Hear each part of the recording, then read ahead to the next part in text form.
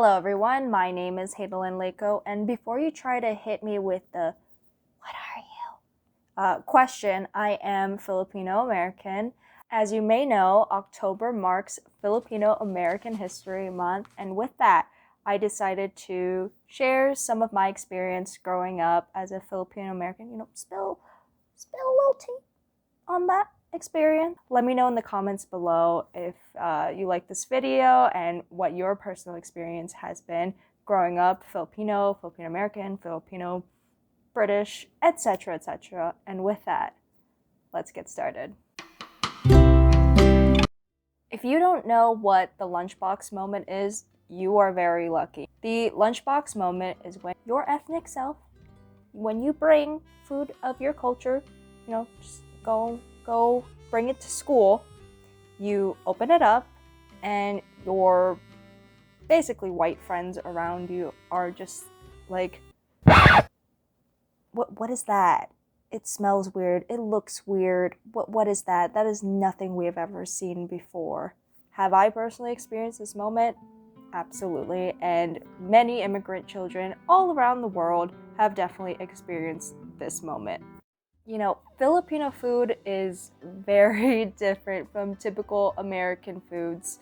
You have lumpia, you have pancit, you have lechon, you have sinigang, etc., etc. So if you are surrounded in an area where it's not a lot of Filipinos or not a lot of Filipinos bring their food of their culture, you're gonna get looked at weird because it smells, tastes, and looks different from what people are used to. This impacted me as a kid because it made me almost feel ashamed to be who I was. And I know people who convinced their parents to buy more quote-unquote white people food so that they wouldn't get bullied. Obviously now I am an adult and I have more pride about who I am as a Filipino-American and obviously my food as well. I wish I could go back in time and tell my younger self that, you know what, Filipino food is great, it's a part of your culture. Besides, American lunches are pretty mid anyway. These really small moments are extremely impactful to a child's development, especially when they get older.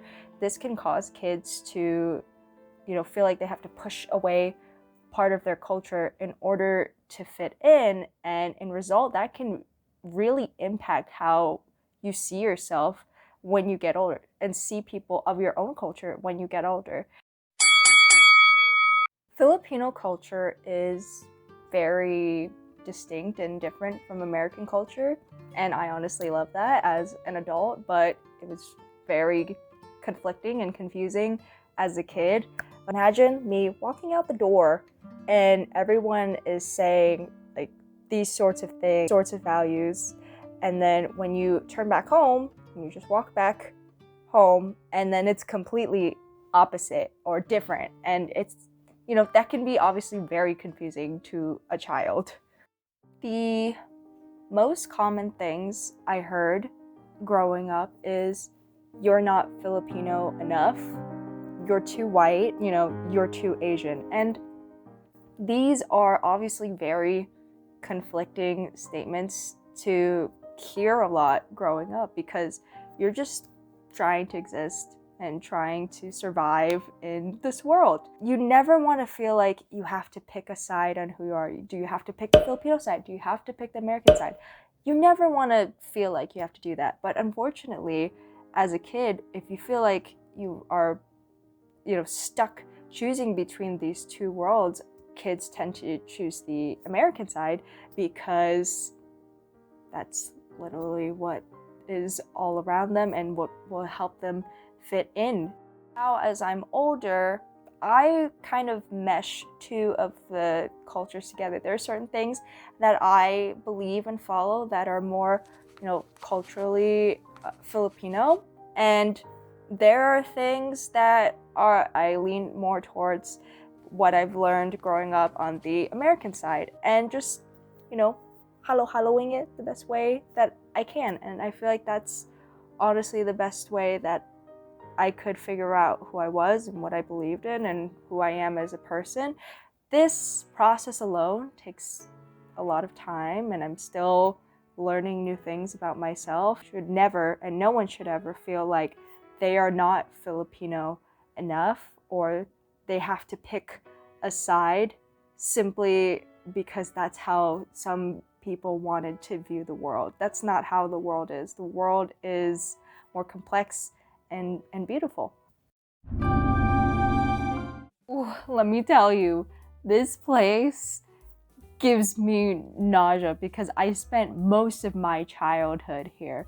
If you don't know what Kumon is, it's basically school part 2. You have school, you get out at 3:30, and then you go over, someone drives you over to, usually my parents drove me over, to the Kumon location, wherever it is, and then you spend another couple hours there until you're ready to get picked up. Kumon is basically an academic enrichment place where you can have topics such as math, English, and I think Japanese be covered, and you're given like these worksheets to complete, and you just spend your time at the location either completing the packets, asking questions towards the tutors that are there, or just being like, why? Now, the unique thing for me is I started the program when I was like maybe 6 years old or so in Japan, and I actually finished the whole math program when I think I was like 15. So I spent almost 10 years of my life in Kumon. I understand why they put us in this program. It's because, again, you want, as a parent, something better for your kids. And my parents' academic success was the biggest thing to us. And so this academic enrichment place where a ton of Asian kids are going, you know, my parents are probably thinking like, let's sign them up, let's go. The way, I was basically the poster child for Kumon. I had like the bag, there was a messenger bag, there was this plastic sheet that you could put your homework in, there was a box, like a plastic box you could also put your things in. I think there's like pencils and other stuff as well, and whenever you do exams, if you did well, you could get a prize. The fact that I failed math in college definitely breaks that entire stereotype, at least for me.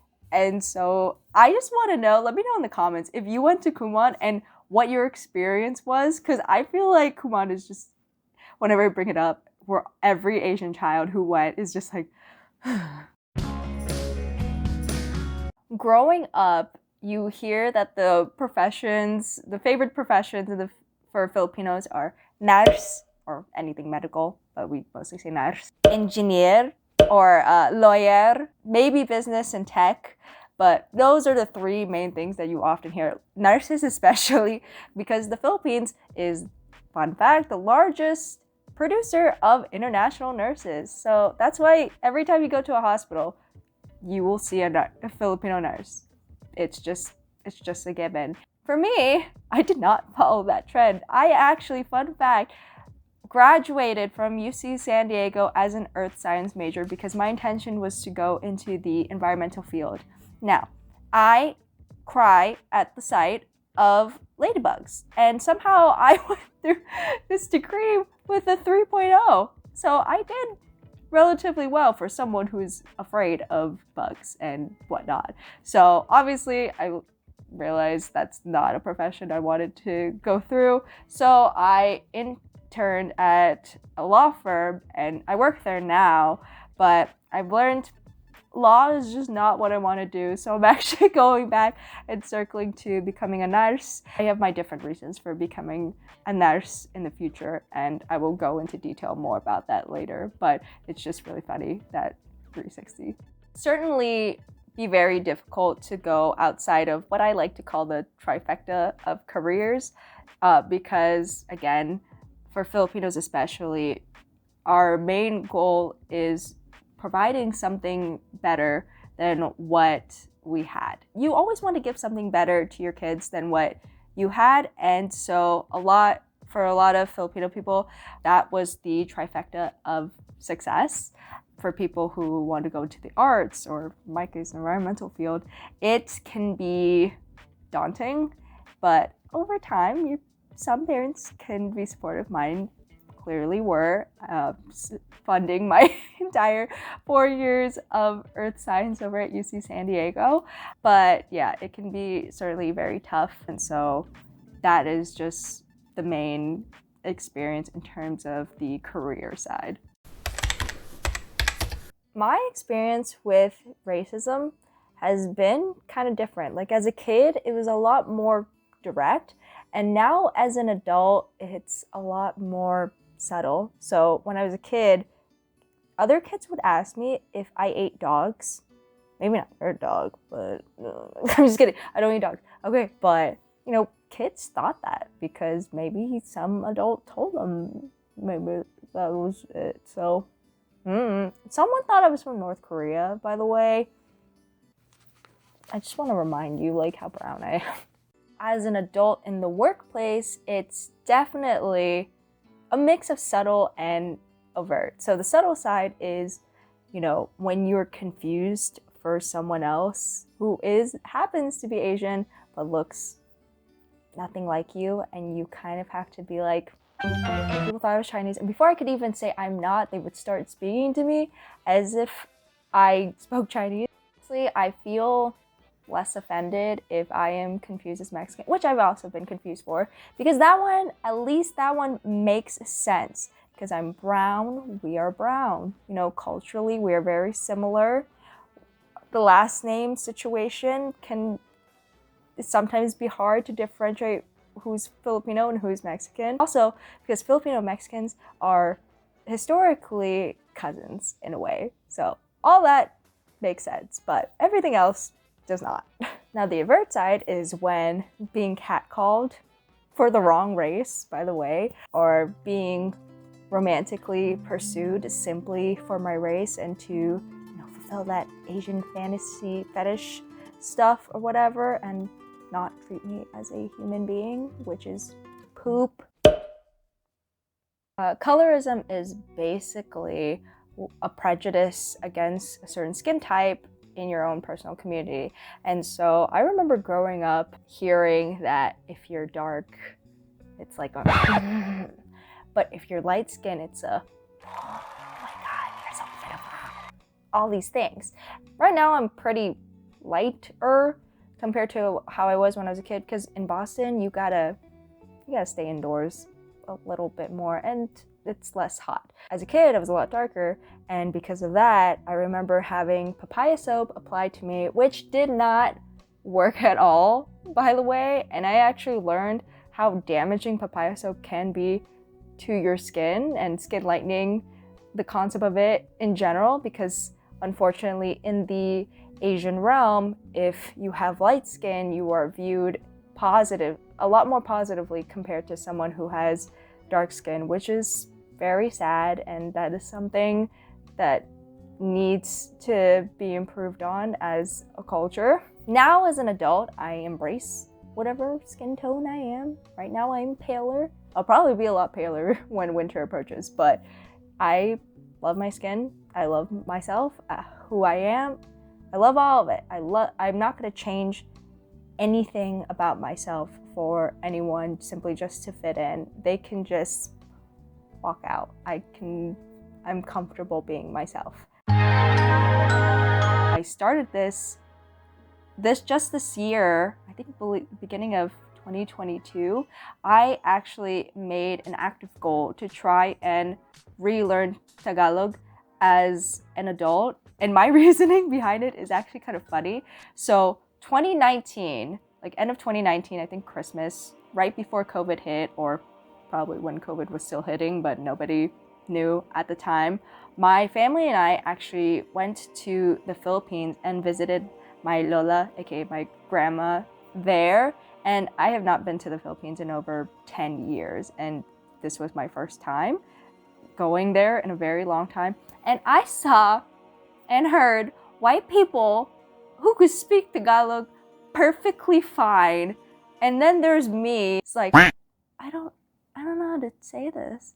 I'm like, I can't lose to a white person of learning Tagalog. So now I have made it my active goal to learn Tagalog. And also because I feel like it's important for my future children, as I want a family, my future children to learn Tagalog as well. The reason why I didn't end up learning Tagalog as a kid is because, and this was to no fault to my parents whatsoever, my parents married very young, as it tends to be common with people from the Philippines. Had my brother very young, and there was a teacher who told them that your child should not be learning Tagalog if you want them to learn English, which is incorrect and racist slightly. Now, as an adult, and now that we learn more about childhood development and languages and whatnot, I've learned how important to me, one, learning the language is and passing it on.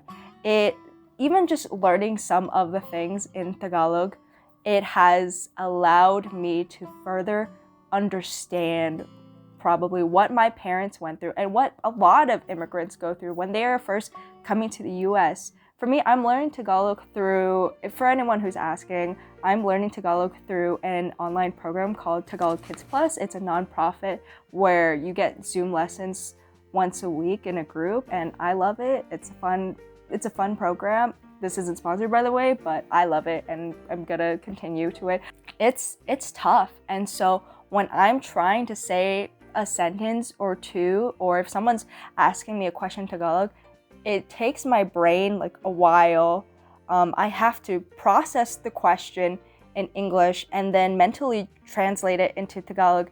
And in a normal conversation, by the time you already have an answer, that conversation is already over. And so it definitely takes a lot of confidence and practice, and I'm nowhere close to being fluent, but one day I will be, to get to that point. But I seriously applaud my parents and many immigrant parents who came to the US who didn't know any English or knew a limited amount of English and are doing successful now, and it's extremely very tough. The last thing I want to talk about is the increase in Filipino representation in media. Now, obviously, there is Bruno Mars, Olivia Rodrigo, her. Because of this increased representation in the media, more people are learning about Filipino culture and are even embracing it, which is such a cultural shift. As a kid, you're impacted by the media, unfortunately.